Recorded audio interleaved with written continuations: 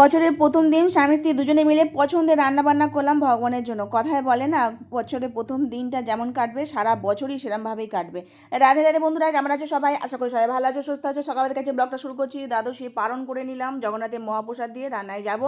আজ স্পেশাল রান্নাবান্না হবে। এদিকে 1 জানুয়ারি, এদিকে অন্ন বসিয়ে দিয়েছি, ফ্রাইড রাইস হবে, আর এদিকে চিলি পনির হবে। তো কিছু সবজি ফ্রাইড রাইসের মধ্যে দেবো, তো সেগুলো এক এক করে ভেজে নিচ্ছি। এদিকে চিলি পনির করবো, পনিরগুলো বানিয়ে নিচ্ছি, সয়াবিনটা দেবো অন্যের মধ্যেই। তো এইগুলো ভেজে নিয়ে রেখে দিলাম, আর বাদবাকি যে সবজিগুলো আছে সেগুলো সব ভাজবো। ভাজার পর পনিরটাকে ব্যবস্থা করবো। তো ওগুলো পিস পিস করে রেখেছি, লম্বা লম্বা করে চিলি পনির করব।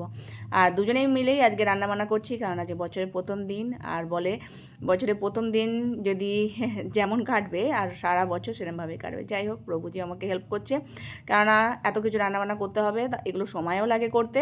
আবার প্রভুজি কাজেও যাবে, মানে ছুটি নেই। যাই হোক, বাচ্চারা ঘরে আছে, তো এগুলো বছরের প্রথম দিনে রান্না করতে ভালোও লাগে। আর ভালো মন্দ একটু মানেই তো আমাদের ঘরে এগুলোই। তো পনিরগুলো দেখো, কর্নফ্লাওয়ার গুঁড়ো মাখিয়ে একটু লবণ, আদা বাটা, একটু লেবুর রস দিয়েছিলাম, সেটাকে মাখিয়ে ভেজে নিলাম লাল লাল করে। আর সেই তেলটা ছিল, তার মধ্যে টমেটো আর কাঁচা লঙ্কা ভাজি, আর ওদিকে অন্যের সাথে ক্যাপসিকাম আর কড়াইশুঁটি দেবো, সেগুলো একটু ভেজে নিচ্ছি। লবণ দিয়ে দিলাম, টমেটোটা গলে যাবে, একটুখানি সয়া সস, তারপরে এমনি সস সব কিছু দিয়েছি, যা যা লাগে চিলি পনিরে, সেটা দেওয়ার পর মশলাটা একটু ভাজা ভাজা করে নিয়েছি। একটু আদা বাটাও দিয়েছিলাম, তারপরে একটু কর্নফ্লাওয়ার গুঁড়ো, মানে থালাটার মধ্যে যেটা ছিল সেটাই গুলেছে, আর পনিরটা ভিজিয়ে রেখেছিলাম তার মধ্যেই আবার একটুখানি গুলে এর মধ্যে দিয়ে দিলাম, একটু জুসটা হবে। আর এদিকে অন্যের সাথে একটুখানি সয়াবিন ভেজে দিয়েছি।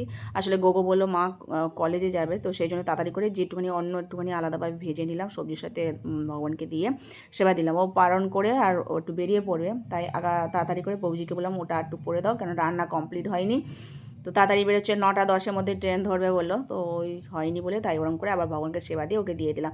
তারপর বাদ বাকি যে রান্নাটা বাকি আছে সেটাই করে নিয়েছি। অন্যগুলো এখনও মানে যে ফ্যান ঝাড়িয়ে রেখেছি, কিন্তু ওটাকে এখনও মাখানো হয়নি সবজির সাথে। এদিকে চিলি পনিরটা হয়ে গেছে, সেটাকে নামিয়ে রাখলাম, দুটো বাটিতে আলাদা করে রাখলাম, কেন দুবেলার করা হয়েছে। এদিকে একটু সাথে চাটনি করেছিলাম, তার সাথে পাঁপড় ভেজে শশা দিয়ে ভগবানকে সেবা দিয়েছিলাম। তিনজনে মিলে এখন প্রসাদ পাচ্ছি, আর খুব সুস্বাদু হয়েছিল। প্রভুজি অফিসে যাবে খাওয়া দাওয়ার পর, জয়িতাও প্রসাদ পাচ্ছে। আর সারা দিনের জন্য এই প্রসাদ হয়েছে আজকে, দুপুরবেলাও ওই প্রসাদ পাবো। তো যাই হোক, আমিও একটু নিয়ে নিয়েছিলাম, সত্যি খুব ভালো হয়েছিল খেতে। তারপরে প্রভুজি কাজে চলে গেছে, আমি একটুখানি দুধ ছিল, তো দুধটাকে কাটিয়ে একটু ছানা পনির মতো করে রাখলাম, ওটাকে ফ্রিজে রেখে দেবো। আর বাদ বাকি যেসব বাসনগুলো পড়েছিল সেগুলো সব মেজে নিচ্ছি, নিয়ে তারপরে ঘর সংসারে কাজকর্ম সারবো। আর খুব ঠান্ডা পড়ছে, ঠান্ডাতে মানে হাত পা আবার শীতকে যাচ্ছে এমন অবস্থা। আমার আবার কোমরে খটকা লেগেছে, যাই হোক শীতের বলে তাই জন্য।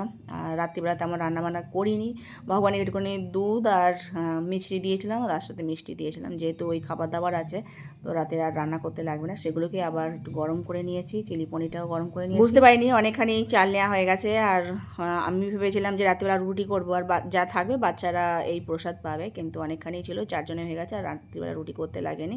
তো খুব সুন্দর তো হয়েছিল আজকের প্রসাদটা, আর রাত্রিবেলাও এই প্রসাদ পেয়ে। আর আজকের মতো ভিডিও এখানে শেষ করছি। সকলে ভালো থেকো, সুস্থ থেকো, হরে কৃষ্ণ।